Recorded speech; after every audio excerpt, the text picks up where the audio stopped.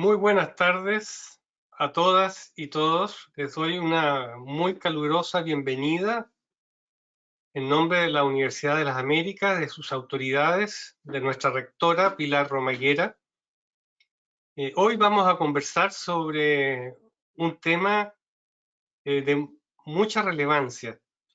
Vamos a hablar de e-salud, formando profesionales y técnicos para una nueva era en salud, una nueva era que pensábamos iba a ser quizás lejana, pero que, dadas las circunstancias, eh, los recientes hechos han acelerado el desarrollo de las tecnologías y nos han obligado a aplicarlas de una forma que quizás no imaginábamos. Muchas de estas nuevas metodologías, nuevas herramientas llegaron a quedarse. En el momento en que podamos volver a retomar nuestras actividades como ya sin pandemia, lo más probable es que muchas de las herramientas que ahora pensamos, usamos casi por obligación, nos vamos a dar cuenta de que son incluso mejores de las que utilizábamos anteriormente y que efectivamente se han venido a instalar como una manera de facilitar no solo los procesos de atención, sino que también los procesos de formación de los futuros profesionales y técnicos, y que los resultados de aprendizaje eh, incluso pueden ser mejores en estas nuevas realidades, a través de estas nuevas herramientas, lo que hace unos meses atrás pensábamos que era imposible o inimaginable.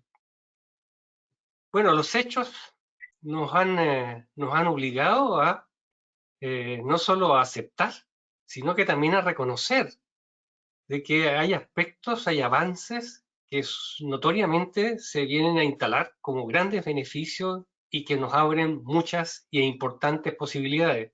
Para hablar de estas cosas, vamos a tener hoy día importantes invitados.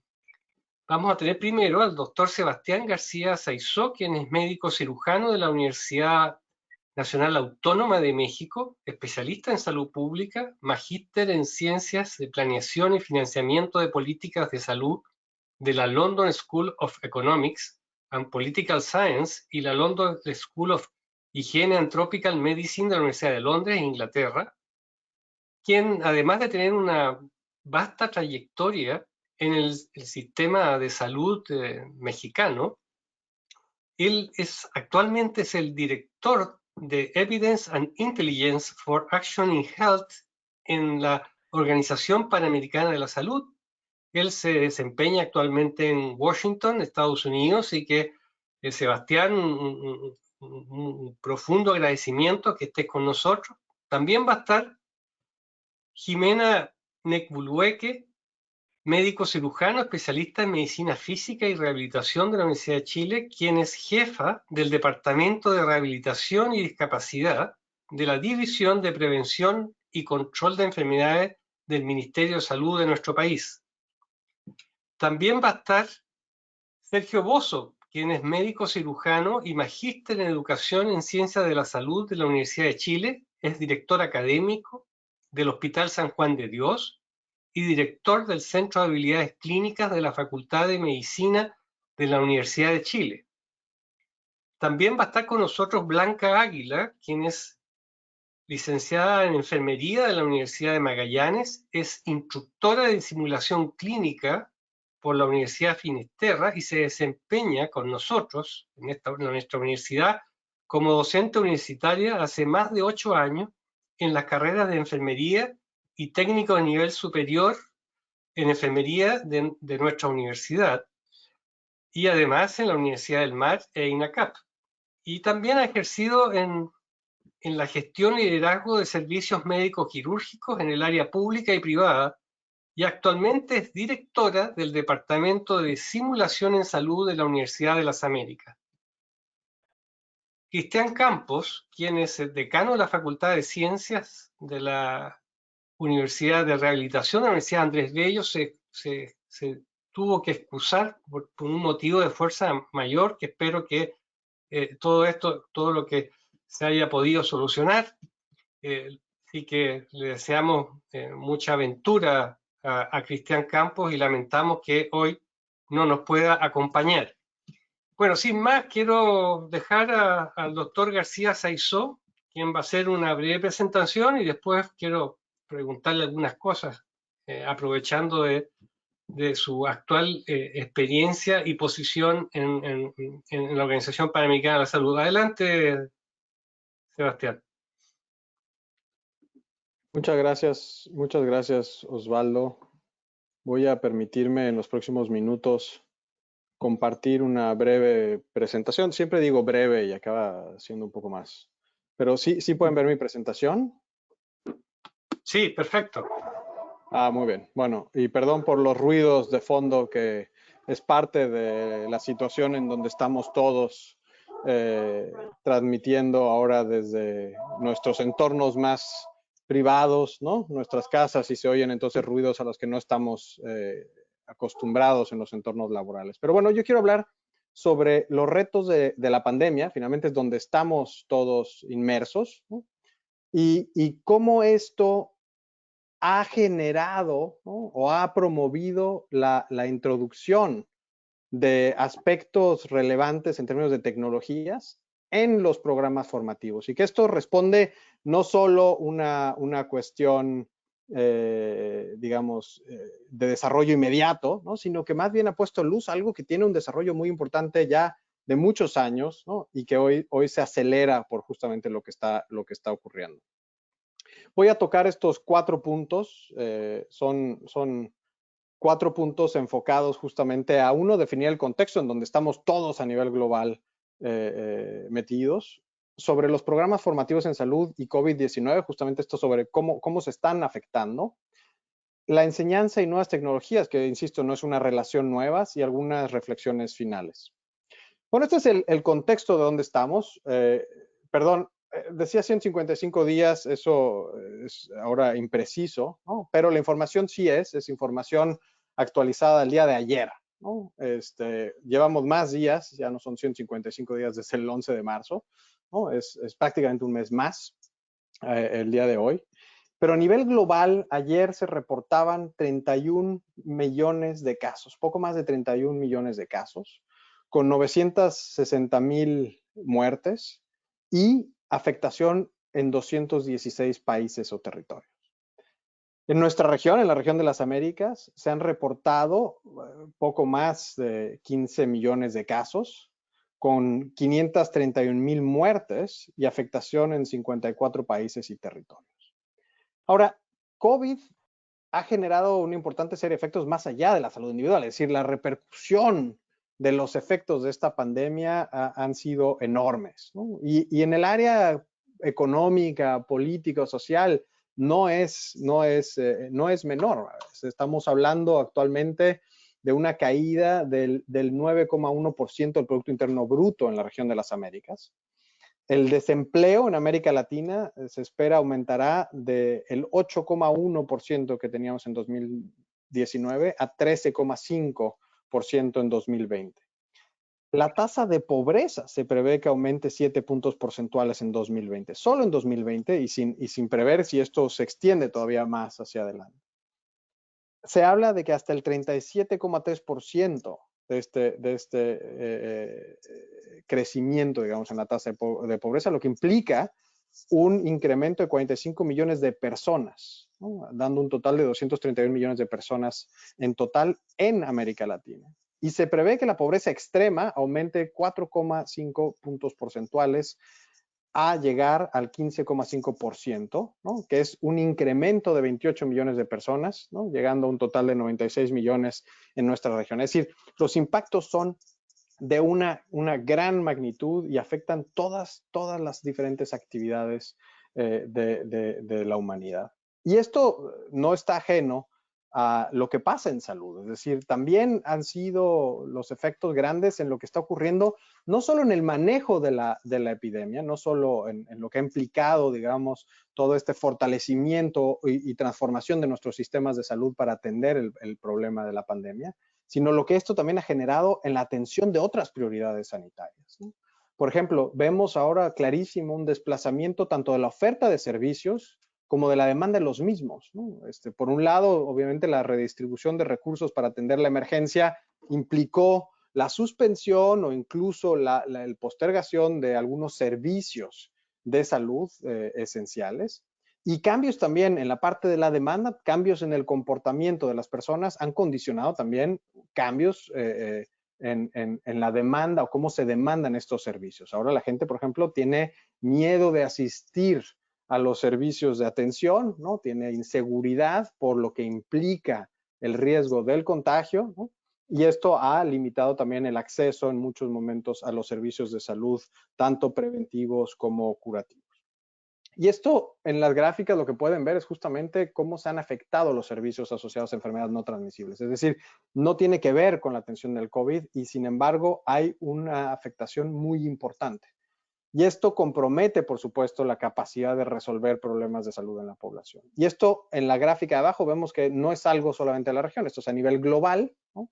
Con un alto porcentaje de países que reportan disrupciones, al menos parciales, en al menos 75% de los servicios. Y vemos cómo también aquí hay una consideración muy importante en términos de equidad, siendo los países de menores ingresos donde más afectación se ve justamente en la disrupción de los servicios de salud.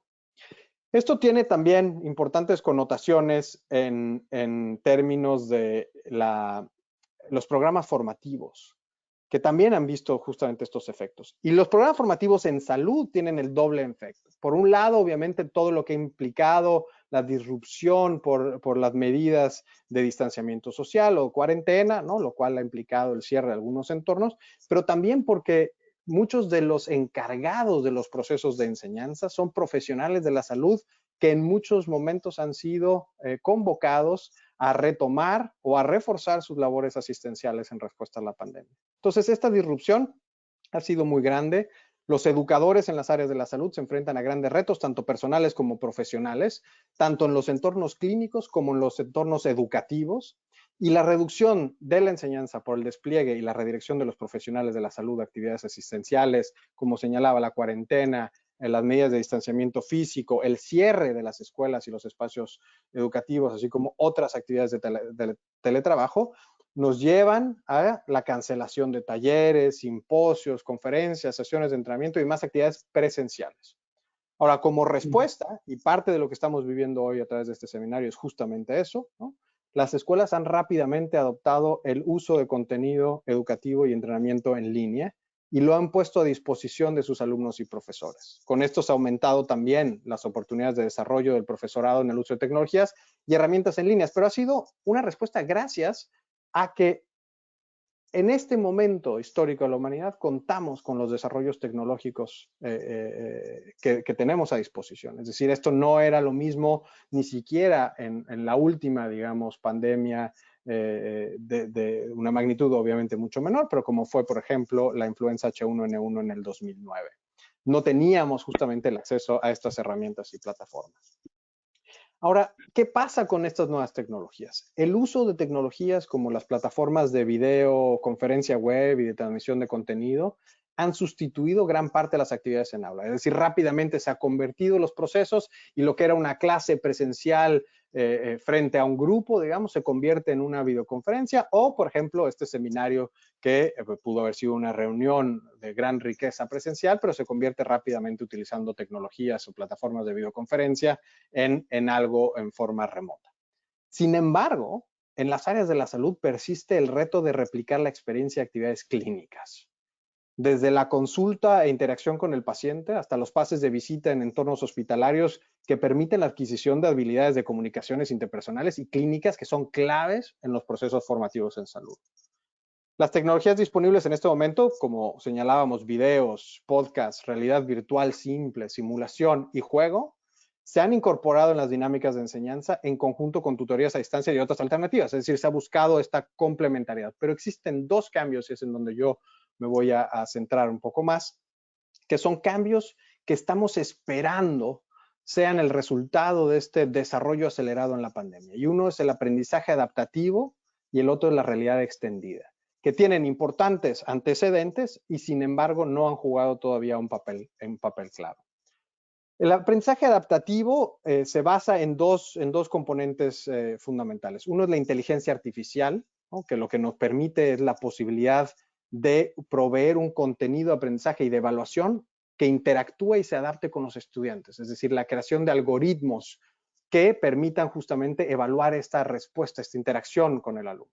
Y la analítica de aprendizaje, que lo que es justamente la capacidad de proveer información y retroalimentación en tiempo real, lo cual nos permite adaptar a su vez este contenido. Entonces, estas dos permiten justamente crear este enfoque hacia este aprendizaje adaptativo que nos permitiría entonces no solo contender con algunos elementos de los retos de ahora estar a distancia, sino la gran heterogeneidad justamente tanto en las habilidades previamente adquiridas por los alumnos como en la velocidad de adquisición de estas competencias cuando no se tiene, digamos, un entorno tan claro clínico para el desarrollo de las mismas. Y el otro, la otra gran área, que es la realidad extendida, que justamente es la mezcla de entornos tanto físicos como elementos virtuales de realidad aumentada y la experiencia virtual inmersiva o realidad virtual. Y lo que se busca aquí es replicar experiencias reales, por ejemplo, para el aprendizaje clínico, capacidades o competencias de comunicación, algunas competencias clínicas específicas o incluso procedimientos quirúrgicos. Y ahora viene el desarrollo justamente de estas interfaces ápticas que lo que permiten también es generar el estímulo táctil que algunas veces se olvida dentro de esta generación de competencias cuando estamos en entornos a distancias o con contacto físico restringido o en este caso también acceso a los entornos clínicos hospitalarios de enseñanza habitual restringido.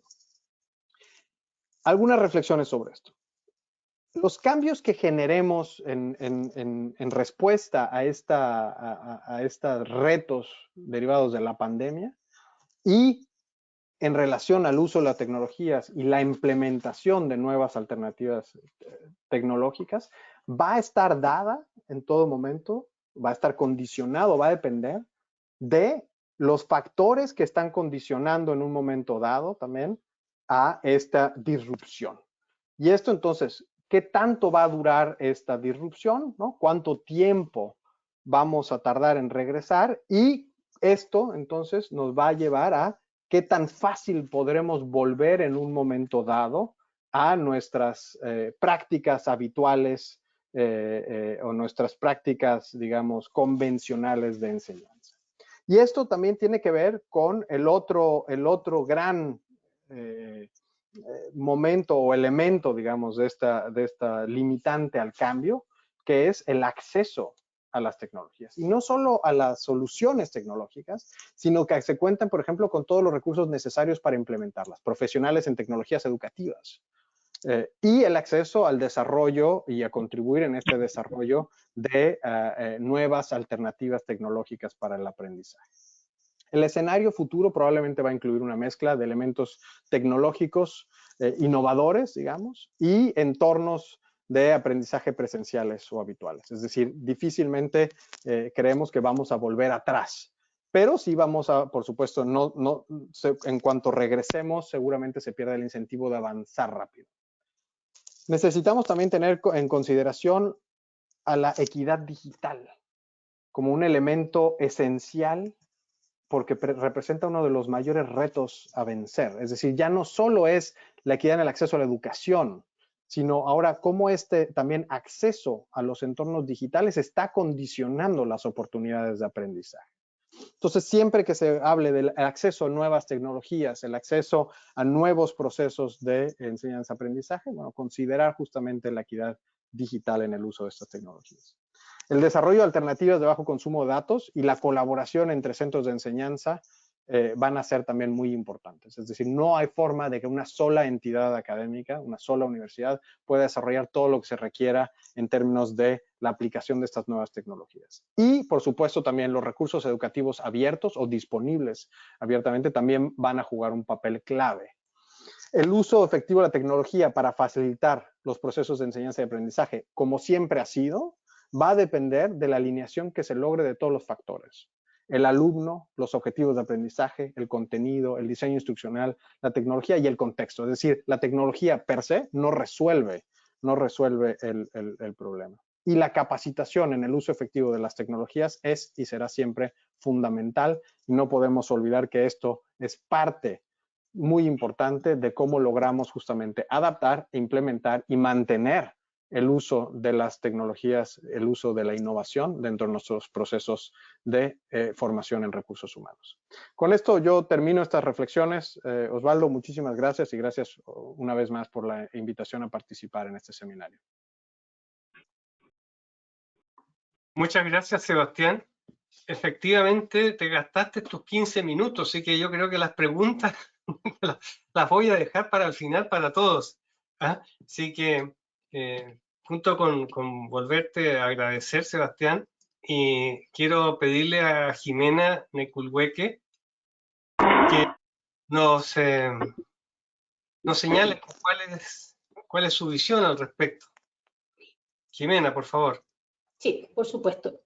Quiero hacer mi presentación también y ahora me están dando el acceso.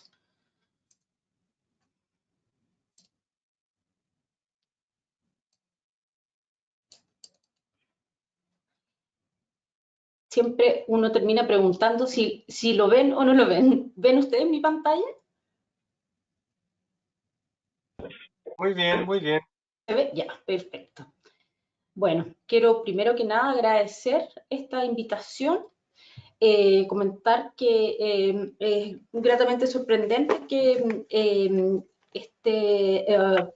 que ustedes tengan conocimiento que nosotros estamos avanzando en el ámbito de dar prestaciones a distancia, y esta presentación está enmarcada más bien desde el ámbito asistencial, desde la perspectiva de rehabilitación. Y quiero transmitirles lo que ha sido para nosotros el planeamiento de instalación de esta estrategia de atención y elementos que han ido surgiendo también como fundamentales, y hace mucho sentido la presentación que acabamos de escuchar. Lo primero es comentarles que desde el punto de vista de los servicios de rehabilitación hay una... a nivel mundial hay una escasez en la oferta de servicios. Chile tiene un gran avance en el ámbito, pero aún así tenemos dificultades en el acceso y también en la oportunidad de atención en términos de rehabilitación para la población que lo requiere. Por lo tanto, nosotros en el desarrollo de nuestro Plan Nacional de Rehabilitación, en el proceso que nos encontramos ahora y antes del COVID, teníamos en una de las líneas estratégicas el desarrollo de prestaciones o de toda la estrategia de rehabilitación a distancia. Y que, tal como mencionaba, la pandemia vino a acelerarlo. Y es lo que nos provocó desde esta perspectiva que la brecha que ya existía se incrementó a causa del COVID-19. ¿Y qué pasa con el COVID por sí mismo? Repercute en el funcionamiento de las personas, lo que nos ha llevado a los países, a la OMS, también a movilizar a los países, a incorporar estrategias que permitan acceder a la población a rehabilitación oportuna y efectiva, tanto para los pacientes con condiciones, con COVID, quiero decir, y además para las personas que tienen otras condiciones de salud que nosotros las hemos llamado críticas desde la perspectiva de rehabilitación, que requieren mantener sus atenciones. Estos son personas que han sufrido una ACV, personas que amputadas, posoperados recientes, quemados, etc. Y que en general ha pasado que han ido quedando relegados, dado el impacto de la pandemia por sí misma. ¿Y qué dijo la OMS? Que la rehabilitación es un servicio esencial, especialmente para optimizar el estado funcional de personas mayores y personas con enfermedades crónicas, quienes ven comprometido su funcionamiento y su funcionalidad al dejar de recibir las atenciones que corresponden. Entonces, lo mismo para la implementación. la OMS hizo una propuesta para mantener la provisión de servicios de rehabilitación y que mantiene, y como uno de sus servicios clave, de sus mensajes clave, es que se deben mantener los servicios de rehabilitación, ya sea en forma presencial o ofrecer herramientas y estrategias de telesalud. Nosotros como ministerio y como departamento de rehabilitación comenzamos precozmente, iniciada la pandemia, a elaborar estas recomendaciones para implementar la rehabilitación a distancia, basados en la evidencia que a la fecha existe. Y lo primero que nos planteamos fue que es necesario establecer un lenguaje común para poder hablar de rehabilitación a distancia. Ay, me salí sin querer. Ahí. Para poder estandarizar las atenciones y poder hablar con los distintos actores que se ven involucrados en esta prestación, poder comunicarnos. Recientemente lo mencionaba el expositor, esta necesidad de varios elementos que se conjuguen para poder efectivamente, en el caso anterior, dar educación, en nuestro caso, dar una prestación de servicio. Y lo importante es que esta prestación, esta estrategia, esté enmarcada en el modelo existente de atención en la red de rehabilitación que tenemos como país. La definición de rehabilitación a distancia es una estrategia contenida en el proceso de rehabilitación que permite dar y realizar acciones de rehabilitación entre dos personas que no están ubicados en el mismo espacio por medio del uso de las tecnologías de la información y las comunicaciones, que no es lo mismo que la telerehabilitación, que es la forma más común que escuchamos en general en el medio. La rehabilitación a distancia incluye áreas de teleeducación, áreas de telemedicina y áreas de teleasistencia. Y la telerehabilitación está más bien dentro del área de la telemedicina, que es la atención directa, ya sea presencial, ya sea sincrónica, entre un usuario y un profesional. La rehabilitación a distancia está incorporada dentro del proceso de rehabilitación, es decir, es una estrategia al servicio del proceso de atención basado en el modelo que existe, ¿cierto? Y no es una estrategia aislada, no es una herramienta por sí misma, sino que está al servicio y facilita el acceso, la oportunidad y la efectividad de los programas de rehabilitación. Tenemos ciertas definiciones como controles desde el punto de vista de control y seguimiento de rehabilitación, atenciones vía remota o telerehabilitación y acciones de tipo educativa con el usuario o el cuidador. Dentro de estas definiciones lo que cambia son los rendimientos, lo otro que cambia son la necesidad o no de visualizar directamente, que haya una visualización entre el profesional o médico que está atendiendo a la persona y ambos puedan visualizarse. Esa es una diferencia crítica en estas tres tipos de prestaciones que les mostré rápidamente. ¿Qué nos hemos encontrado en el camino? Con ciertas barreras, con ciertas soluciones.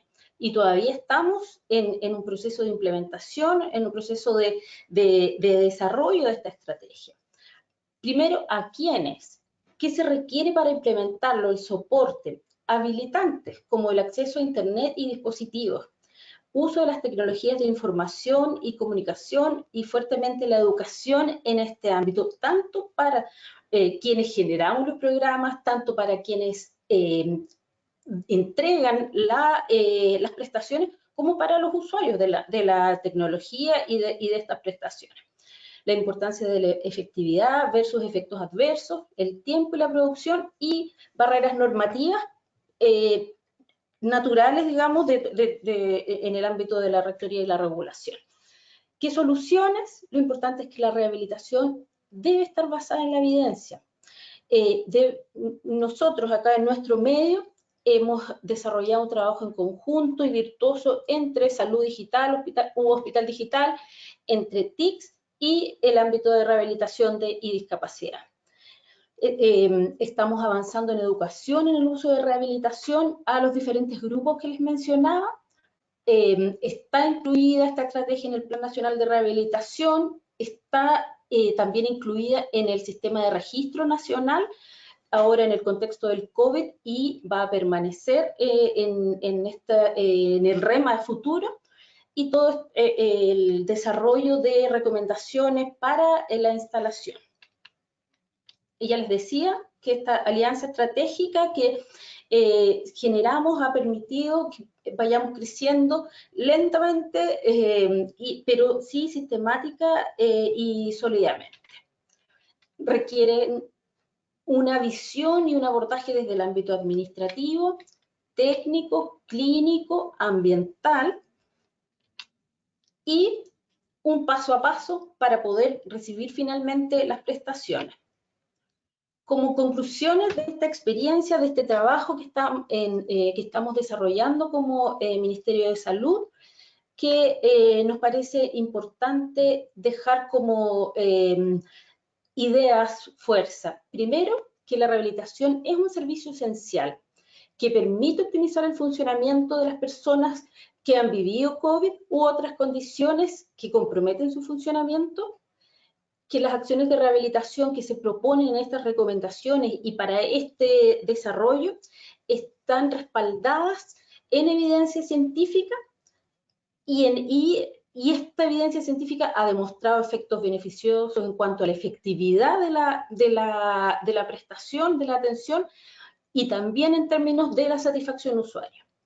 Que la rehabilitación a distancia debe considerar criterios y estándares para su implementación, para que ésta sea incorporada de manera organizada, segura, efectiva, centrada en la persona. Que la implementación de la rehabilitación a distancia como una modalidad dentro del modelo y proceso de rehabilitación tiene un impacto positivo ahora para dar rehabilitación en la época de la pandemia, y creemos que esta nueva forma de atención no debe considerarse una solución temporal solo en el contexto del COVID, sino más bien una modalidad permanente en el modelo de rehabilitación, mediante la cual se puede acceder a prestaciones de forma eficaz y segura. Muchas gracias. Muchas gracias, Jimena. Agradezco su presentación porque es muy ilustrativa de cómo desde la autoridad sanitaria se es capaz de adaptarse con tanta rapidez a los nuevos contextos, y cómo esto se traduce en ganancia en un área disciplinar para dar respuestas a la población. Ahora, lo interesante es que lo que usted señala, Jimena, no solamente es válido en el área de la rehabilitación, sino que también en otras disciplinas de la salud, y también en el amplio espacio del cuidado, en la cual también en el tema del cuidado, esto nos está permitiendo acercarnos al hábitat de las personas, algo que en teoría hablábamos en muchas décadas, cómo acercarnos a las personas, al hábitat de las personas, no hacer que las personas vayan a los establecimientos. Ahora, esto nos ha acelerado algo que teníamos en mente hace muchos años, pero que no lo hacíamos. Pero también lo interesante es que los profesionales que se están formando ahora, los técnicos que se están formando ahora, se están formando en un contexto que va a ser más posible que eso lo podamos sostener y de manera mucho más efectiva. Ya, no me entusiasmo más yo, porque dejo a Sergio Bozo y ya habrá tiempo de que sigamos interactuando. Sergio, por favor. Muchas gracias. Interesante las presentaciones. Un gusto estar aquí, la invitación, agradezco. Probablemente el contacto se explica mejor entendiendo de que en la Facultad de Medicina, en el Centro de Habilidades Clínicas, trabajamos en conjunto con el Centro de Informática Médica y Telemedicina de nuestra facultad, que es parte del CENS. Ahí abajito lo pueden ver el logo de la presentación del Centro Nacional de Sistema de Información de Salud, algo que agrupa varias entidades, varias universidades y que nace con financiamiento de Corfo, con un proyecto Corfo, y que ha buscado trabajar los temas de estos puentes entre el mundo matemático, este mundo ingenieril, donde crecen las TICs y donde pucha que crecen rápido las TICs, y el mundo de la salud, que somos otro mundo que también crece, que también tenemos otras cosas, pero que no tenemos los mismos a veces lenguajes, modos, protocolos, maneras de trabajar. Me gustaría que viéramos varios aspectos, y yo, bueno, preguntaba de qué podría hablar en específico ahora, siendo mi área, bueno, trabajando 20 años en UPC, en enfermedades respiratorias, y luego dedicándome a la educación, ahí entrando a la simulación, echando a andar el Centro de Habilidades Clínicas, y luego estos contactos con el Centro de Informática Médica y Telemedicina, desde el cual trabajamos en el área de telemedicina, de qué podía hablar. Entonces vamos a tratar de ubicar tres temas que se cruzan más de lo que uno pudiera imaginar, que son las TICs, el área de salud, la educación y la simulación, para tratar de entender un poquito lo que queremos decir así. Digamos que vivimos en una era de datos, estos datos se están manejando cada vez mejor, el que lleva los datos la lleva, dicen, y no nos podemos sustraer de ello. El virus ha traído la obligación a acercarnos más a este tema, y ahí nos aparecen estas cosas de salud y TIC, que incluyen estos cruces entre las tecnologías de información y comunicación, las TICs, la educación en todo sentido, y la educación en salud en particular, y el área de salud. Digamos que definiciones hay montones, pero se está tratando de trabajar en algún consenso, y hay por ahí, la Corfo irá a publicar en algún momento este consenso en que la salud digital es lo grande, es donde cabemos todos, la gente de las áreas humanistas, de las áreas matemáticas, del área de salud. La e-salud es la parte electrónica, la parte aparataje, la parte tecnológica, que agrupa todo lo que sea como utilitario y que tiene relación con el uso de software y hardware. La telesalud, ahí nos metemos nosotros, los que nos gusta el área de salud, y nos excluimos de las áreas humanistas, las áreas matemáticas, y dentro de la telesalud, la telemedicina. La telemedicina, que es la práctica clínica, que es el ver paciente. ¿Qué queda fuera de telesalud que no es telemedicina? La educación, la teleeducación. Y hay dos líneas a nivel como mundial que dejan algunos la teleeducación incluyendo al paciente, otros dejan la educación al paciente como parte de la telemedicina. Y aquí ustedes pueden ver un esquema, perdón, donde están todas las telecosas, telepsiquiatría, teledermatología, teleconsulta, de acuerdo al criterio con el cual se asignen las nominaciones. Y ahí teleenredo, porque nos salen un montón de cosas. Probablemente mucho tiene que ver en que cada una de estas áreas se ha desarrollado en forma diferente, en forma paralela, en forma heterogénea en muchos lugares. Por ahí escuché esto de que tengamos un lenguaje común, que necesitamos capacitarnos. Probablemente un buen punto de partida es ponernos de acuerdo en la manera en que hablamos, usamos las terminologías.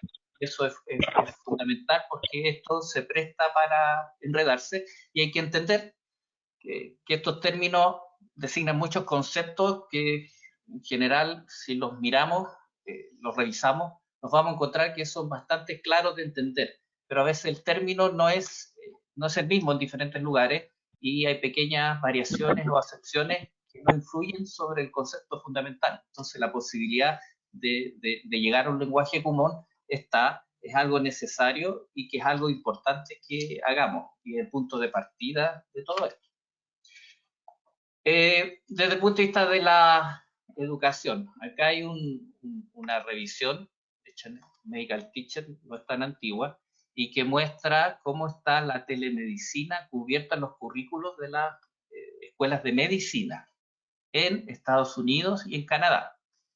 Y podemos fijarnos de que está cubierta a partir de como temas, no como en globo, y que en general los temas que la llevan son referirse a la telesalud y a la telemedicina desde el punto de vista de la tecnología, de las habilidades clínicas, de la comunicación con telemedicina, un nuevo escenario.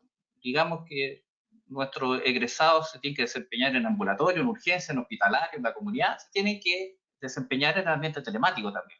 Entonces es algo que se aprende. La comunicación para nosotros es una habilidad clínica fundamental. Esta separación que acá aparece tiene que ver un poquito con también un poquito diferencias conceptuales. Si incluimos las habilidades comunicativas en contexto clínico como una habilidad clínica o la dejamos como aparte, como una misma cosa. Si se fijan, la lista es larga de cosas que uno debiera incorporar dentro del currículum. Vale decir, tenemos que ponernos de acuerdo en cosas conceptuales y debemos empezar a transmitir desde el pregrado a nuestros estudiantes de diferentes maneras aspectos de la telemedicina, sobre la tecnología, la comunicación, cómo se administra, la seguridad, los principios éticos, la parte normativa, para luego poner esto en práctica e ir desarrollando investigación. Este es todo un tema y tenemos que partir los docentes, los académicos y luego sumar a los estudiantes en esta tarea. Esto que estoy mostrando es una revisión que cubre varios años, de varios años atrás. Estamos atrasaditos. Pero bueno, le ponemos empeño. Acá hay un esquema que ilustra esto que les decía yo, de dónde poner la teleeducación. Hay un concepto, sí, de tomar la teleeducación como que es algo dirigido a los pacientes, usando las TICs, usando plataformas para entregar la información de salud a distancia. Y considerar la teleeducación desde el punto de vista de la educación en la formación de la salud, tanto de pregrado, posgrado, formación continua. Diría yo que la tendencia está más cargada a considerar teleeducación esta segunda parte, solamente la dedicada al área de la salud, ¿ya? Así como también hay una tendencia a dejar afuera la palabra teleasistencia, ¿ya? Esto es revisión, solamente diciendo de que ya partamos con el lenguaje común y partamos tomando conciencia de que la relación TICS en la práctica asistencial, TICS en la práctica de educación, tiene historia en el mundo, se viene desarrollando hace harto rato y que nosotros tenemos que irnos sumando. La maravilla tecnológica, probablemente muchos de los estudios hasta el 2008, 2009 describían una realidad tanto en telemedicina como en teleeducación distinta a la de los últimos años. Y en el caso nuestro, probablemente en este último tiempo, la adición de la videoconferencia ha permitido la explosión de lo que en medicina sería la teleconsulta, lo que en química es la telerehabilitación, lo que en fonoaudiología es la telepráctica, que es la actividad sincrónica, imagen-audio en tiempo real, para contactar al clínico con el paciente, más alguien que acompañe a ese paciente. Este ambiente telemático nuevo, esta nueva realidad de atención, actualmente nuestro medio probablemente está empezando incipientemente, está empujado por el hecho de la pandemia, y desde el punto de vista formativo nos desafía la habilidad clínica. Es lo más parecido a una atención presencial. Si se fijan, es lo más parecido al face-to-face. Es el que más involucra habilidades de comunicación. Y que es una realidad diferente, una realidad tan diferente de que hace 10 años atrás se sacaban tensos papers y revisiones diciendo que se va a deshumanizar la práctica clínica, nos vamos a desocializar por culpa de las TICs, por culpa de usar la telemedicina. Había como un susto en esto. Probablemente la teleconsulta, la telerehabilitación que escuchamos hace poco, esta posibilidad del cara a cara entre el clínico y el paciente, sea un ambiente clínico más que debamos aprender a desarrollar, conocer sus bases éticas, normativas, clínicas. Las habilidades clínicas son diferentes en este ambiente. Necesitamos investigar sobre esto y necesitamos darle una base tecnológica que esté al servicio de la atención clínica. No nosotros ir a adaptarnos a lo que tecnológicamente corresponda. Ahí saco la publicidad del SENS, que tiene sus recomendaciones, buenas prácticas para la teleconsulta en pandemia, y su página web, que fue como un primer esfuerzo para enfrentar lo que es la teleconsulta en esta época. Digamos que nuestro medio no tiene una normativa específica para telemedicina, se ha ido avanzando en sacar cosas, pero mucho de lo que nos rige en lo ético y en lo legal es analogía y complementariedad de lo que ya existe. Entonces yo entiendo la consulta y entiendo la teleconsulta y hago una analogía. ¿Qué otra cosa es importante tener presente? ¿Se puede simular la telemedicina?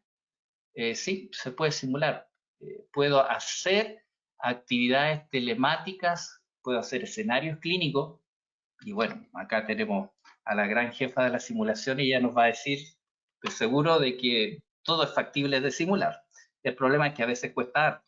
Y uno puede y debe incluir en la formación de nuestros estudiantes, desde chiquititos, la posibilidad de acceder a ambientes simulados telemáticos, de manera tal de prepararlos para la telemedicina del futuro.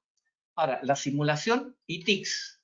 ¿Se acuerdan que partí con 3 círculos que se interconectaban? Simulación y tecnología de información y comunicación. Estamos partiendo como hemos hecho la historia de la educación en el área de salud. Rápidamente, urgidamente, apresuradamente hemos pasado a hacer actividades online. Y mano en el corazón nos ha costado y nos hemos tenido que adaptar, y muchas de las cosas que hemos hecho han sido repositorios en línea de presentaciones y apuntes, porque esto se nos cayó encima y los chiquillos estaban el lunes pidiendo ahí sus actividades. Entonces nos apuramos y las plataformas online rápidamente se transformaron en plataforma todo uso. La simulación, digamos que ya hace rato atrás que estaba usando las TICs. Hay todo un área de la simulación que está basada en pantalla, Screen Simulation o basada en computador, Computer Simulation, como le diga, y que trabaja estas áreas que Sebastián mencionó y que son útiles para las actividades más integrativas, para forzar el razonamiento clínico. A lo mejor el repositorio de presentaciones y apuntes nos sirve para la base teórica, nos sirve para la parte contenido que hay que memorizar, pero probablemente donde la simulación nos puede ayudar harto en el paciente virtual, este monito interactivo con el cual el estudiante va haciendo preguntas, va examinando, va pidiendo exámenes y según eso se va por un camino, se va por el otro y uno aprende razonamiento. O la realidad virtual. Por ahí escuchamos cosas de lo interesante que es meterse a un lugar donde uno se pueda tener una experiencia inmersiva. Ahora, obviamente vamos subiendo en requerimientos tecnológicos. Y lo último, el mundo virtual, ahí, que es como primo hermano del gaming, que llega al tope máximo de lo que son las tecnologías de información y comunicación. Actualmente lo que se nos plantea son las comunicaciones multipunto y móviles. Vale decir, yo estoy conectado y estoy conectado con una red de personas y yo me desplazo y sigo conectado con esta red de personas. Eso me permite probablemente algo más parecido a lo que uno quisiera en la formación, constructivismo social, que el estudiante haga su experiencia y que tenga la oportunidad de compartir la experiencia con otros. Nuestros estudiantes son adultos, en vías de ser adultos, entonces necesitan una inmersión, necesitan algo que les dé sentido, necesitan una base teórica y necesitan del contacto con los demás para generar la retroalimentación y el debriefing. Me gustó también escuchar harto esa palabra por ahí de retroalimentación. La construcción social necesita de que el estudiante se contacte con los otros estudiantes, se contacte con los docentes y existan las instancias, y Blanca ahí se va a acordar y nos va a decir harto de que la retroalimentación y el debriefing después de un escenario de aprendizaje, sea simulado, sea real, es fundamental. Digamos que las TICs modernas, en la medida que trabajan la conexión multipunto y en red, nos permiten esa posibilidad. Así que deberíamos ir avanzando del repositorio online de contenidos teóricos a aprovechar escenarios simulados de virtualidad y darle espacio a la retroalimentación in feedback. Probablemente el paciente simulado, el paciente estandarizado con el que trabajamos harto en el Centro de Habilidades Clínicas tenga su lugar para recrear escenarios de aprendizaje clínico con interpersonalidad. Probablemente la teleconsulta se puede simular bien. Hemos hecho ya algunas pruebas piloto y funcionan. Y tienen la genialidad de aportar habilidad clínica en lo interpersonal. La comunicación es diferente por este medio, vaya que no nos hemos dado cuenta todos nosotros en estos meses, ¿ya? Y la posibilidad de rescatar la retroalimentación y la participación en el debriefing del propio paciente, dando la postura y la visión del paciente que está entrenado previamente, paciente que está preparado para retroalimentar y para hacer el debriefing. Obviamente lo basado en maniquí nos va a ayudar en la enseñanza de lo procedimental. La evolución debería ser llegar a una comunidad de práctica, llegar al campus virtual, que tengamos actividades mixtas, presenciales y basadas en TICs, tengamos actividades híbridas en que el escenario comparta ambas partes y sobre todo tengamos mucha incorporación del contacto interpersonal. Es importante para que en este medio tentador de las TICs no caigamos en lo que pasa con lo asincrónico en general, en que hay 3 puntos comunicados y se deja un repositorio de algún lado para otro y uno como que se impersonaliza un poco. Nuestro esquema de desarrollo de teleconsulta en tiempo real con pacientes simulados estandarizados tiene 4 tiempos, tiene una preparación del caso que va desde lo teórico, tratamos de disminuir la carga cognitiva de la actividad preparando el escenario en el estudiante, luego la teleconsulta propiamente tal, y luego permitimos la realización de un registro clínico que va a ser evaluado por el docente, donde se expresa el razonamiento de nuestro estudiante, para luego tener el proceso de retroalimentación y debriefing y cerrar este ciclo constructivista, social, viendo a los fundamentos teóricos. Mucha carga cognitiva hay detrás de esto. Hay que saber ver pacientes, y hay que saber ver pacientes en el medio telemático, y además hay que manejar la tecnología. Entonces, uso efectivo de la tecnología, capacitación en su uso, capacitación en lo que es una teleconsulta, por ejemplo, en lo que es un ambiente telemático en general. Crear un lenguaje común. Para que esta cosa funcione necesitamos, es una cuestión sumamente básica, probablemente este es un gran trabajo. Así que esto de alianza estratégica, pero hay que firmarlo. Se necesita trabajarlo en grupo, necesitamos trabajarlo entre varios. En resumen, telesalud. Considerémoslo un nuevo escenario clínico para el cual tenemos que prepararnos, tenemos que aprender. Hay una analogía y complementariedad y no sustitución respecto a lo que antes había. Y no es lo mismo, tiene sus diferencias. La educación debe incorporar la telemática y a su vez, como métodos de educación, tenemos que ir aprendiendo a sacarle partido a todo lo que las TICs nos pueden dar. La simulación viene desarrollando estas cosas hace rato. Tenemos que sacarle más partido y sumar los escenarios telemáticos dentro de lo que podemos ver. Esto es bien entretenido, estamos comenzando, tenemos para rato. Es cierto que hay una disrupción que nos está ayudando a hacer de que esto sea como más apurado, pero probablemente sería bueno que lo tomáramos como que esto nos está dando un impulso para acelerar algo que de una u otra manera tenía que pasar. Eso es lo que les quería contar. Gracias.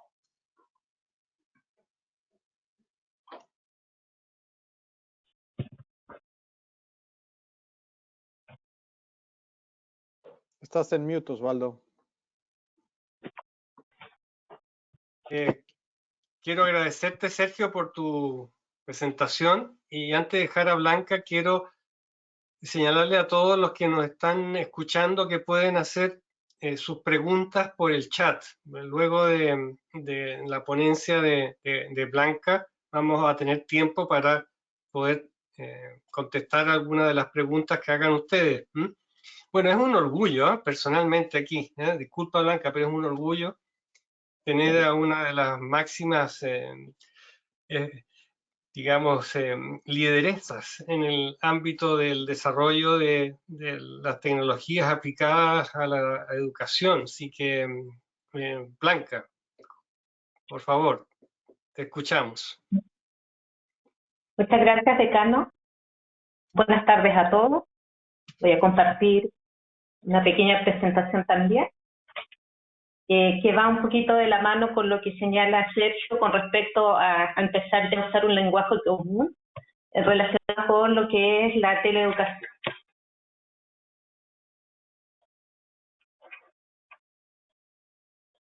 ¿Logran ver? ¿Sí? Todo perfecto. Muchas gracias. Bien, los contenidos a abordar en esta presentación es la aplicación de estrategias metodológicas en la formación de profesionales de la salud, desafíos y oportunidades en una futura y nueva era de formación de profesionales de la salud. Hoy en día, todas las teorías constructivistas declaran que los adultos necesitan ser participantes activos de su propio aprendizaje.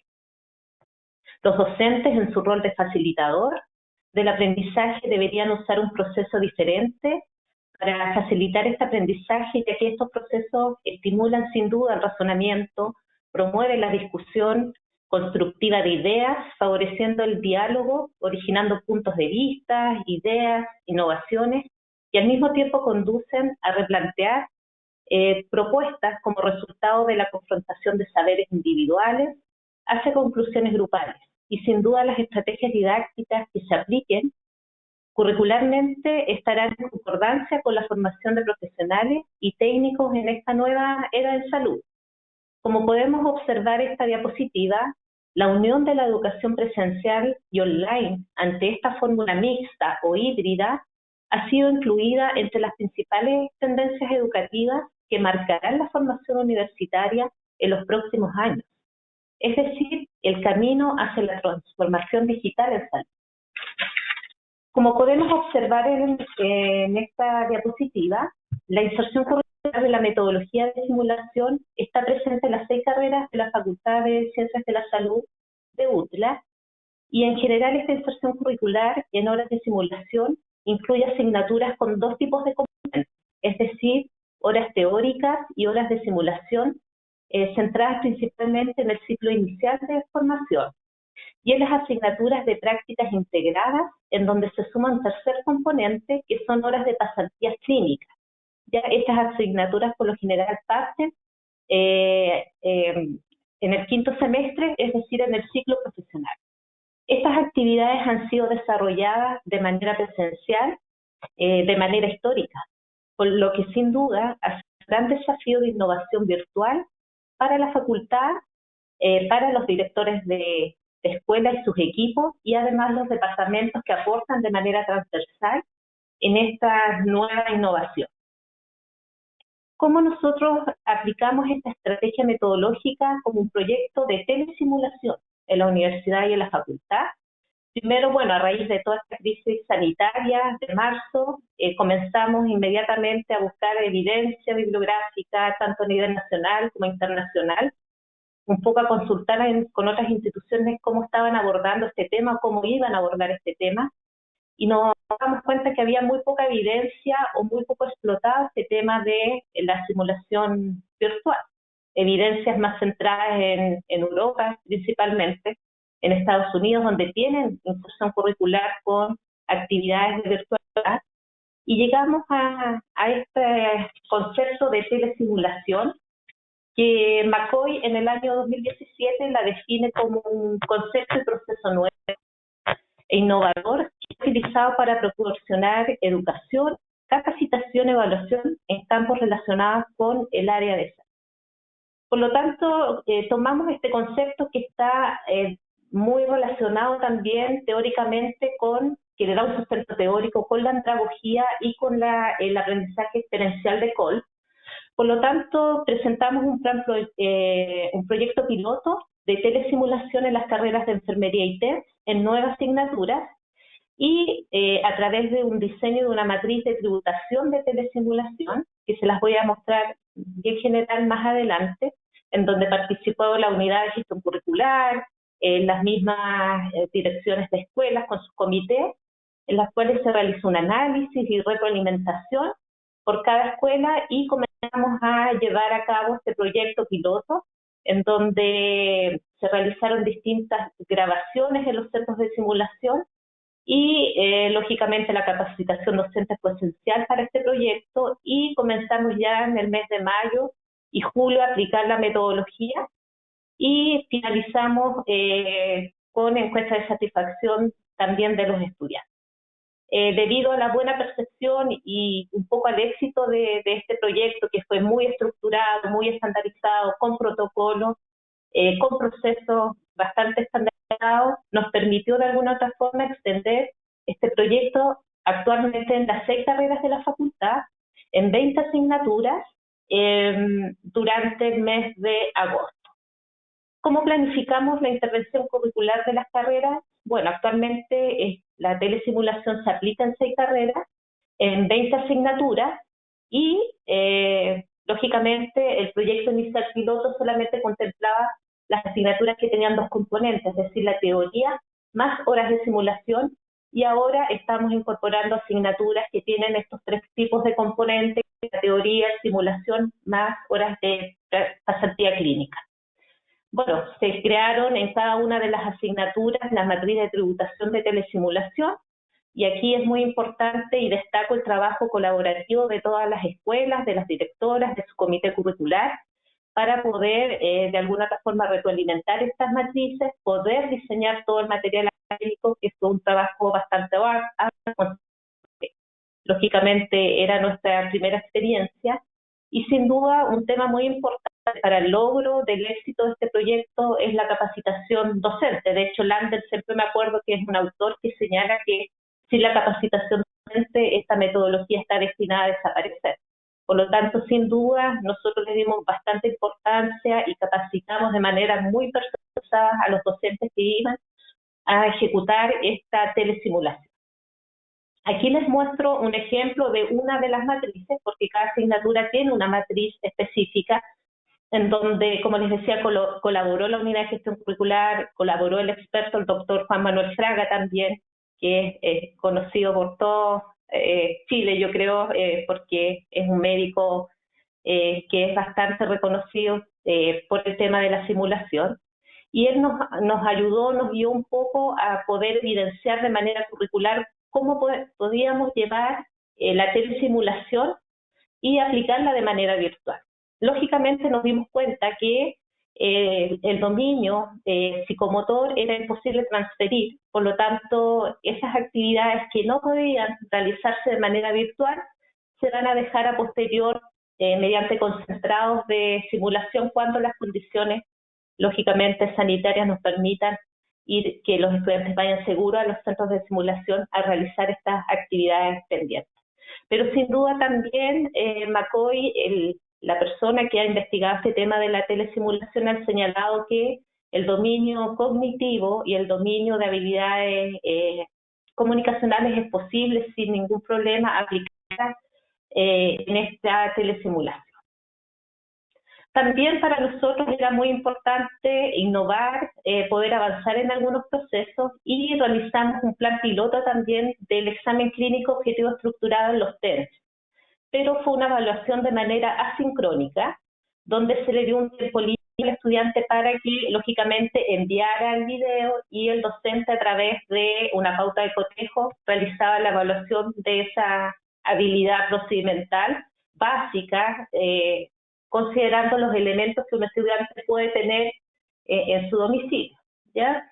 El número de estudiantes también fue bastante interesante, se aplicó en las 3 sedes, y finalmente se evaluó también estación buzón para evaluar el dominio cognitivo, y con la aplicación de las pautas de cotejo correspondientes.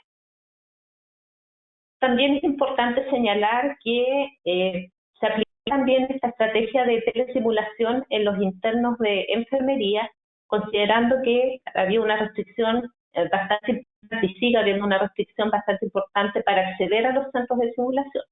Razón por la cual la experiencia que ya teníamos, y que los internos de la Escuela de Enfermería tienen ellos al currículum 80 horas de simulación. Por lo tanto, decidimos, para que ellos puedan avanzar en su proceso académico, aplicar la estrategia de telesimulación, y se aplicó una encuesta de satisfacción en ellos, en donde se recogió una cantidad de datos de 268 encuestas, calculadas con un 95% de intervalo de confianza y un 5% de error estadística. Esta encuesta está validada y incluyó 18 ítems, pero lógicamente les voy a mostrar acá los que son más importantes, relacionados principalmente si la telesimulación le permitió la oportunidad durante este proceso de analizar ideas y conceptos que se enseñan. Como podemos ver en la gráfica, un 87,6% de esta encuesta manifestó estar muy de acuerdo con la declaración o totalmente de acuerdo. Por lo tanto, un porcentaje bastante importante con respecto a los resultados, pensando que son internos, vivieron un ciclo y una experiencia de simulación desde el primer semestre. Ya recordar que la Escuela de Enfermería es la escuela que tiene ante todo su ciclo de formación la inserción curricular en simulación. Tanto el que ellos se hayan enfrentado ya con una experiencia presencial para nosotros era muy importante generar y compartir estos datos. He participado activamente en las discusiones y reflexiones sostenidas después de la telesimulación y un número bastante considerable de buena percepción, el 93,6%, están muy de acuerdo o totalmente de acuerdo con la declaración. Otra de las preguntas importantes también es que si tuvo la oportunidad de hacer mis comentarios durante el teledebriefing, que es el corazón de la simulación, los que sabemos un poco más del tema, es donde se produce el aprendizaje más profundo y significativo. El 93,1% de nuestros internos está muy de acuerdo, totalmente de acuerdo con la declaración. Por lo tanto, la percepción en general fue bastante positiva de esta actividad. Actualmente se están realizando distintas estrategias metodológicas en la facultad para poder avanzar en el proceso formativo de los estudiantes, y aquí yo quiero destacar a cada una de las directoras de escuela, de sus comités curriculares, del área de campo clínico, que sin duda ellos han aportado considerablemente en esta integración de estrategias relacionadas con la transferencia de horas de pasantías clínicas o práctica profesional. La telesimulación, sin duda, fue un primer proyecto que nos acercó un poco a que era posible realizar actividades, como les comentaba, de manera estructurada, organizada, con una intervención curricular. También otras estrategias que se empezaron a incorporar de manera más masiva, por decir así, es el aprendizaje basado en problemas, algunos cursos de IAS también virtuales que sin duda son elementales para nuestros internos principalmente. También relacionado con que tiene que ver con las plataformas virtuales o software virtuales. Nosotros actualmente o las escuelas están utilizando el Body Interact, donde son casos interactivos en plataforma virtual que tiene distintos niveles de complejidad. Estas actividades siempre están acompañadas por un docente, los cuales aplican todo este proceso de aprendizaje, desde la presentación del caso, desde las intervenciones, después desde el briefing, la reflexión final, y se cierra por lo general con algún tipo de evaluación. Y en grupos pequeños, eso es súper importante, que se mantuvo el estándar del total de estudiantes que asisten a las pasantías. Y también hay un tema también que cada una de las escuelas ha implementado, que es la teleconsulta. Nosotros como facultad no tenemos medicina, pero sin embargo han habido muy buenas prácticas relacionadas con la teleconsulta nutricional, especialmente en las prácticas profesionales, en donde se hace asesoría alimentaria a través del centro de atención nutricional que tiene la escuela, y eso ha sido bastante exitoso. De hecho, su directora me comentaba que ya están en proceso de investigación de los resultados, y quizás la única limitación específica es poder generar la información procedimental, por decir así, como el peso, la talla, la medición de pliegue, etcétera, pero ellos han tratado de buscar y hacer una evaluación general a través de esta asesoría alimentaria. También la Escuela de Fonobiología está trabajando teleconsulta relacionada principalmente con enfocada a la población infantil, con la evaluación del habla y del lenguaje, y ellos también se están incorporando en algunos talleres, con algunos talleres en reuniones de colegios y convenios que tiene la universidad y el área de campus clínico. También es importante considerar lo que ha avanzado la carrera de kinesiología con la telerehabilitación a través del paciente experto, paciente estandarizado, y ese mismo concepto también lo ha aplicado la Escuela de Enfermería con el uso de estos recursos que en nuestra universidad ya desde el año 2016 estamos utilizando fuertemente el paciente estandarizado, el paciente simulado, el paciente experto, y ahí le agradecemos también todo el aporte de Sergio Bozo, quien es un participante también activo de nuestro diplomado en simulación. Por lo tanto, sin duda, eso nos ha ayudado mucho para que los pacientes estandarizados expertos puedan enfrentarse de mejor manera en cada una de estas actividades y también con la capacitación que ellos ya llevan hace más o menos 4 o 5 años. ¿Cuáles son las fortalezas? El proyecto de innovación en UDLA, la telesimulación y la teleconsulta nos ha llevado a trabajar de manera integrativa, colaborativa, entre las áreas de campo clínico, el área de simulación y los directores de escuelas y sus comités respectivos. Muy importante la capacitación docente en las estrategias virtuales. Ahí recibimos algunas resistencias de algunos docentes con respecto a estas nuevas estrategias, pero sin duda ha sido también un trabajo bastante personalizado que nos ha permitido el éxito de los procesos académicos, sin duda. Se ha capacitado en telesimulación, en el software del Body Interact, por lo tanto, más las capacitaciones que entrega la facultad, los docentes, como es cursos virtuales, como introducción a la simulación, o cómo hacer un examen clínico objetivo estructurado. La efectividad y eficacia también del uso de los recursos que están disponibles. Las oportunidades, el entorno, el cambio que cada uno de nosotros sin duda está viviendo, la digitalización del aprendizaje en las carreras de salud, la pandemia que nos fue un pie forzado quizás a generar estos desafíos, los cambios también sociales, un fuerte énfasis en la seguridad del paciente sin duda, y el costo de esta oportunidad, porque no ha sido un trabajo bastante arduo para generar todo el material académico y todos los protocolos y las estructuras que necesita un proyecto para lograr el éxito.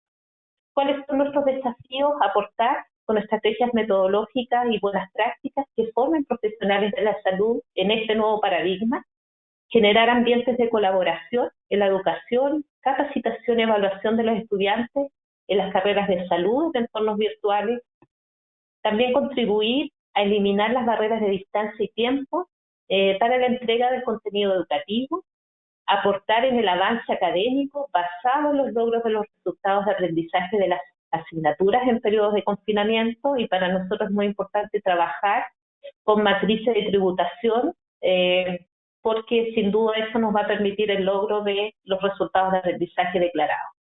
Y sin duda avanzar en la investigación académica, tal como lo señalaba Sergio, ya no desde una mirada individualista, sino que de un trabajo colaborativo que se está realizando en todas las carreras de la facultad.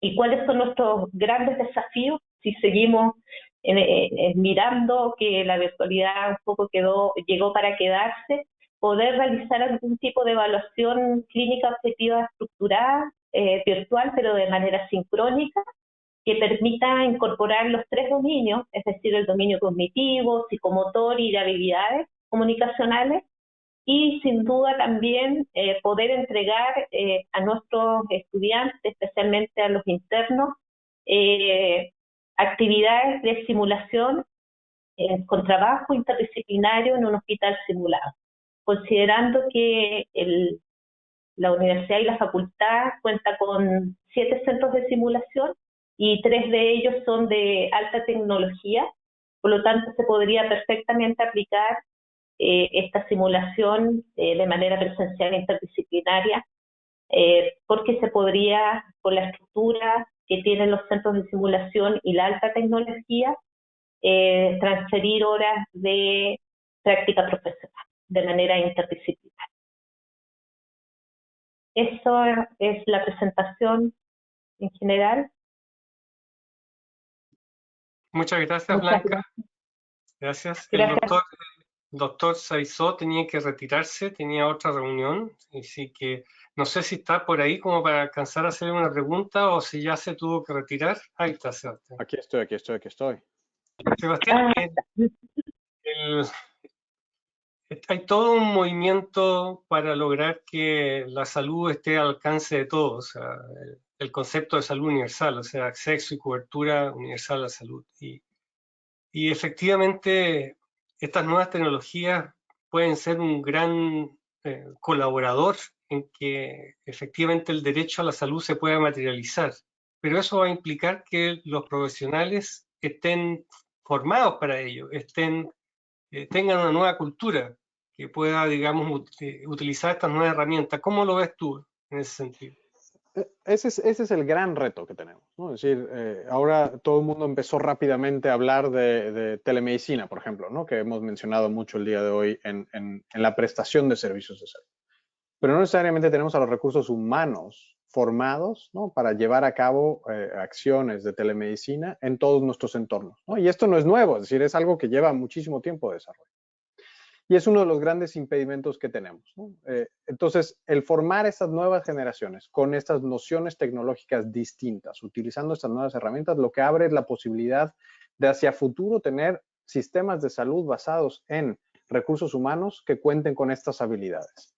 Y estaremos entonces mejor preparados para muchas cosas, no solo enfrentar pandemias y futuros problemas en ese sentido, sino incluso para acercarnos a comunidades que han estado, ¿no? Con accesos disminuidos desde hace muchísimo tiempo y que la medicina se ha percibido como una de estas soluciones. Pero el otro que yo señalaba y que es muy importante, que es la equidad digital. Es decir, no es una solución esto tampoco para todos inmediatamente. Es decir, no todos tienen la posibilidad de conectividad que asumimos sería ideal, ¿no? Entonces, tener en cuenta también esa parte desde el punto de vista del estudiantado, los procesos formativos, es decir, cómo garantizamos que realmente el acceso educativo ahora con tecnologías digitales también tenga este concepto de equidad. Y el otro es en los servicios de salud, ¿no? Que lo hemos visto en donde no todo el mundo puede beneficiarse, por ejemplo, de telesalud, porque no necesariamente tiene acceso o a conectividad o a dispositivos que permiten esta conectividad y una interacción eficiente con los servicios de salud. Entonces, hay que avanzar justamente en estas áreas en paralelo, en conjunto, ¿no?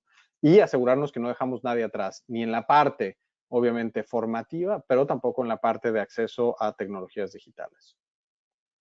Ahora, rápidamente, Osvaldo, si quieres, como un foco de promoción, mucho de lo que hemos desarrollado de la Organización Panamericana de la Salud en estas últimas semanas, meses, en relación justamente a fomentar el acceso a estas tecnologías, implica, por ejemplo, las herramientas de evaluación de la capacidad de telemedicina que tienen los servicios de salud, desde instituciones hasta clínicas o servicios particulares, ¿no? Y es una herramienta muy amigable, digamos, de autoaplicación, que lo que permite justamente es conocer qué elementos faltan para poder otorgar un servicio de telesalud. Y ahí la parte de capacitación y formación de personal es uno de los elementos centrales. Y qué bueno que desde la universidad se está fomentando esto, porque podría ser uno de los elementos también para fortalecer a los servicios de salud desde la oferta de esta capacitación o entrenamiento en estas áreas de utilización de tecnologías. Cambio. Gracias, Sebastián, y te aprovecho de agradecer de mucho corazón que hayas estado con nosotros. Sé que te vas a tener que retirar, así que estás con permiso para cuando necesites. Un abrazo grande. Y quiero aprovechar de preguntarle a Jimena, efectivamente, por el tema de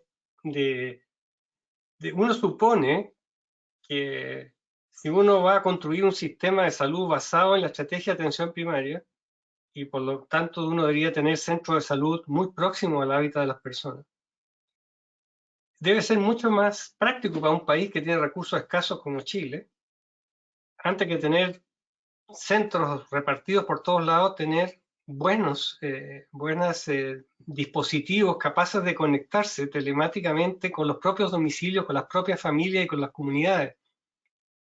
Y ahí está el gran desafío de lo que hablaba Sebastián, de la equidad desde el punto de vista de que todos los hogares en nuestro país podamos llegar desde el punto de vista de las nuevas tecnologías, y también de las barreras que seguramente deben haber en los propios ministerios como para hacer el cambio de paradigma con respecto a priorizar estas nuevas herramientas. Yo recuerdo hace poco el ministro Santelices tuvo como bandera el tema del tema digital, y hubo mucha resistencia. Yo creo que deben haber todavía mucha resistencia, y por lo tanto, y eso, resistencia que no tiene que ver con color político, sino tiene que ver un poco con la costumbre de hacer las cosas. Entonces ahí te pregunto, ¿cómo se ve en el Ministerio de Salud ese doble dilema, el dilema de cómo llegar a todas las familias con estas nuevas herramientas? Y lo segundo es cómo cambiarnos nuestro propio chip desde el punto de vista de las políticas públicas para que esto sea posible. Tú que estás dentro del ministerio, te ha tocado vivir muchas discusiones seguramente en estos ámbitos. Bueno, en los dos puntos hemos ido ganando experiencia, y hay de dulce y a gras en estas dos líneas. Desde el punto de vista de cómo llegar a las familias, realmente el tema de la brecha digital es un tema que necesitamos como país tener una respuesta, sobre todo cuando planteamos que esto llegó para quedarse, ¿sí? En este mismo afán de favorecer el acceso universal. Y puntualmente cosas también prácticas desde el saber manejar los equipos, un teléfono, un smartphone, desde los usuarios que saben hablar por teléfono, hacer videollamadas, han ido ganando experiencia con sus familiares, ¿cierto? Y el WhatsApp es el que se ha ido generalizando. Y ahí la línea entre la seguridad de la información que se puede, de la confidencialidad de los datos, ¿cierto? Todo el tema de seguridad y calidad de la atención es un tema que aparece porque es necesario utilizar plataformas que den seguridad, ¿cierto? A que estos datos no se puedan difundir. El aprendizaje también de los equipos de salud, de los profesionales propiamente tal que deben dar la atención desde el punto de vista del uso de las tecnologías, menos diría yo, pero el contenido de estas prestaciones. ¿Qué voy a hacer dentro de esta prestación? ¿Cómo la voy a hacer? Y es por eso que nosotros rápidamente elaboramos este documento que les mencionaba, y además la OMS vino también con sus documentos a respaldar este desarrollo. Nuestros equipos muy entusiastas.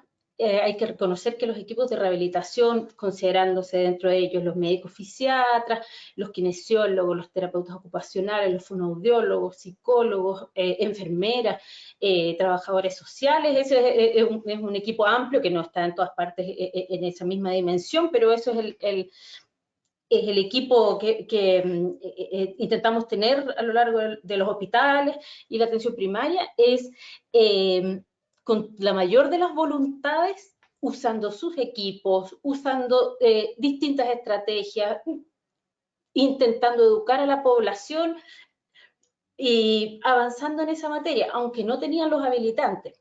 Pero el contenido es un tema en el que tenemos que ponernos de acuerdo. ¿Qué vamos a hacer dentro de esa atención para que sea una atención eficiente, eficaz, ¿cierto? Que podamos realmente considerarla cuando corresponde un reemplazo de una atención presencial. Así es que en rehabilitación particularmente es todo un desafío, porque se requiere mucho contacto con las personas, pero sin duda todo el ámbito educativo con la persona y su familia, que es un pilar fundamental dentro de la rehabilitación, ya es un camino que se puede, que hemos podido avanzar. Y desde el punto de vista de cómo cambiar el chip, Creo que es fundamental nuevamente el tema de la capacitación, lo que ustedes están haciendo, y ya los escuchaba cada uno de ustedes con harta atención, porque ya hay un camino en el país en desarrollo, lo que nos va a permitir tener profesionales de rehabilitación que ya tengan el chip cambiado, de modo de poder, y nosotros poder también avanzar en esto del contenido, las capacitaciones, entonces generar este modelo virtuoso para que los pacientes realmente reciban atención de calidad y tengan acceso a rehabilitación. No se escucha. Yo ¿me escucho? Ahí está. Muchas gracias, Jimena. Muchas gracias. Se nos ha ido el tiempo volando. Quiero hacerles una pregunta común a Sergio y a Blanca, y que nos ha llegado por el chat de los que están asistiendo al seminario. Jimena habló del contacto. Sergio, también tú lo esbozaste, el tema de la vinculación, el tema de que salud es algo que se construye socialmente. Entonces siempre está el susto de que estas nuevas herramientas nos transformen nos metan como dentro de la mirada o de la lógica de la máquina, y todos entendemos que en el mundo de la salud no es el mundo de la máquina, es el mundo multiverso amplio del humano. Entonces, y estas son herramientas. Entonces, cuando formamos profesionales y técnicos en estas nuevas herramientas, para este nuevo mundo que se llegó a instalar y que va a ser, como decía Sebastián, de gran beneficio sobre todo para las poblaciones que estaban excluidas, para incluir mucho más gente.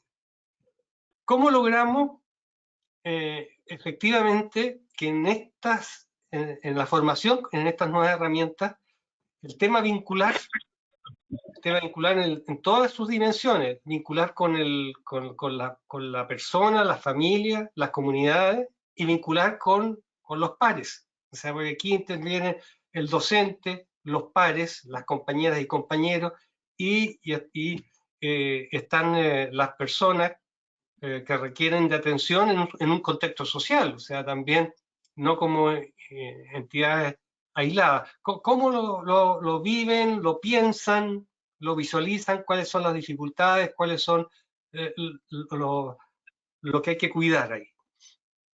No sé si quiere partir Sergio.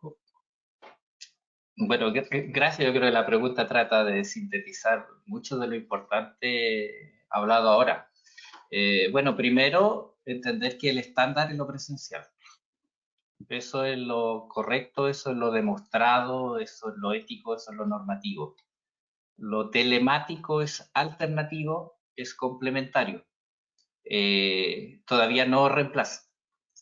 Se requiere, entre comillas, telecompetencia, y hay que aprender a hacer la práctica clínica en el ambiente telemático, y hay que aprender a ser estudiante en el ambiente telemático, y hay que aprender a ser educador en el ambiente telemático, y hay que aprender a hacer simulación, y eso también es complementario y analogía a lo que existe en la realidad, pero tenemos camino que hacer. La evidencia, si van al Cochrane Library, todavía la telemedicina no muestra superioridad.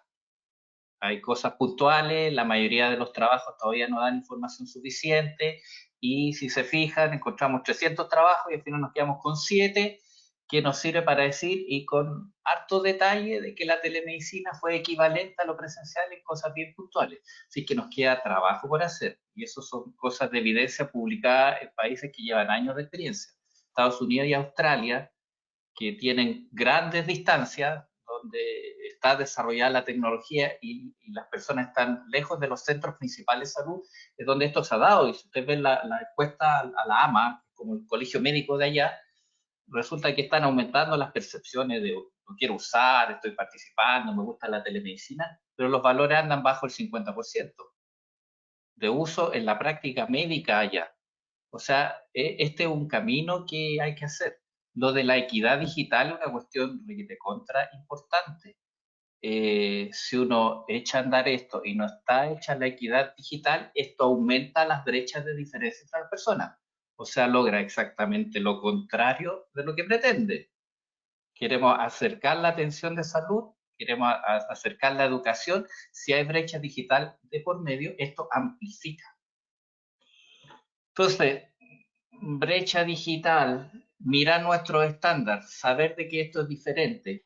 El área comunicación y el área razonamiento como habilidades clínicas se reparten dentro de las actividades telemáticas en diferentes unidades de desarrollo.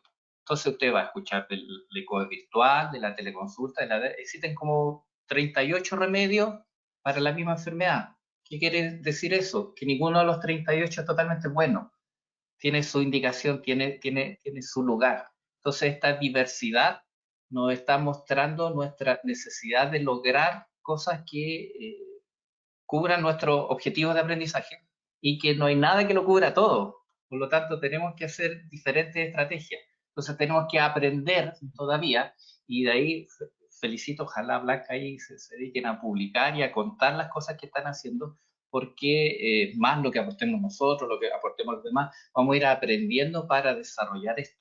El área de comunicación y el área de razonamiento en ambiente telemático, sobre todo en la actividad sincrónica, se debe aprender bien.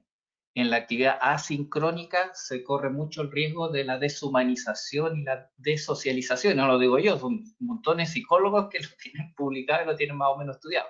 Así que hay harto trabajo por hacer. En cierta manera, si uno mira todo el trabajo que hay que hacer, uno puede entender por qué la telemedicina se ha ido dando tan lentamente. Cuando uno piensa así en la simple de que esta cosa debería ser, o sea, se debería implementar así en una semana porque es tan buena y logra tantas cosas. En realidad es bien compleja y esa complejidad la tenemos que asumir colaborativamente entre todos.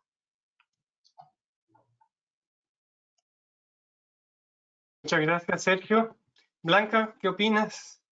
Sí, yo creo, comparto completamente lo que señala Sergio. Es muy importante el tema de la gran brecha que tenemos con respecto a la equidad, a la falta de equidad digital. Pero yo creo que la unión de la social y online, esta fórmula mixta o híbrida que se está dando ahora, sin duda yo creo que se tiene que considerar para la formación de los profesionales de la salud.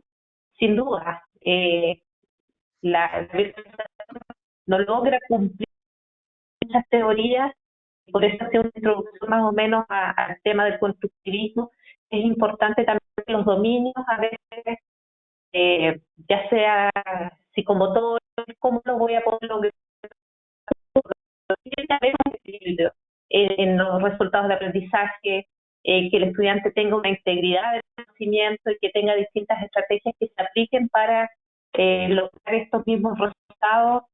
Y sin duda yo creo que tomando lo positivo de cada una de ellas, la presencialidad y lo online, sin duda va a generar nutrir el aprendizaje en la de la salud. Muchas gracias, Blanca. Bueno, estamos muy bien en el tiempo. Quiero dar gracias a Jimena, a Sergio, a Blanca. Ya despedimos ya a Sebastián. Creo que estamos en una época, a pesar del desastre de la crisis sanitaria, de todo el dolor, no solo en vidas humanas, sino que lo que está implicando desde el punto de vista económico para todos nuestros países de América Latina, todo el daño que está generando en salud, en todos los temas que se han tenido que postergar, en los temas de salud mental, o sea, lo que viene por delante son desafíos tremendos. Y dentro de esos desafíos tremendos que se vienen están estas herramientas que ahora se han acelerado por el contexto y que vamos a tener, muy bien como dicen ustedes, vamos a tener que generar mucho aprendizaje y hacerlo desde la humildad, desde el trabajo colaborativo, escapándonos de los dogmas y justamente viviendo en definitiva, lo que implica la palabra universidad. O sea, y allí, por lo tanto, estudiantes, docentes, comunidad, vamos a tener que armar ahí muchas alianzas para efectivamente que estos tiempos difíciles los podamos transformar en oportunidad. La ciudadanía, tanto de Chile como de todos los países, están esperando de las universidades que cumplamos con nuestra responsabilidad social, y por lo tanto nosotros tenemos que entregar profesionales y técnicos éticos, críticos y capaces de tener la resiliencia de aprovechar todas las herramientas posibles por justamente acercar la salud a las personas y materializar el derecho a la salud. Y por lo tanto, en estos tiempos, estas herramientas nos ofrecen buenas posibilidades y hay que aprovecharlas desde ese espíritu. Así que un abrazo grande a cada una de ustedes que nos han acompañado como ponentes. Un cariñoso saludo a todos los que nos están al otro lado de la pantalla, nos han escuchado con gran paciencia. Un abrazo y adelante. Que tengan muy buenas Muchas tardes. gracias. Hasta luego. Chao. Hasta luego.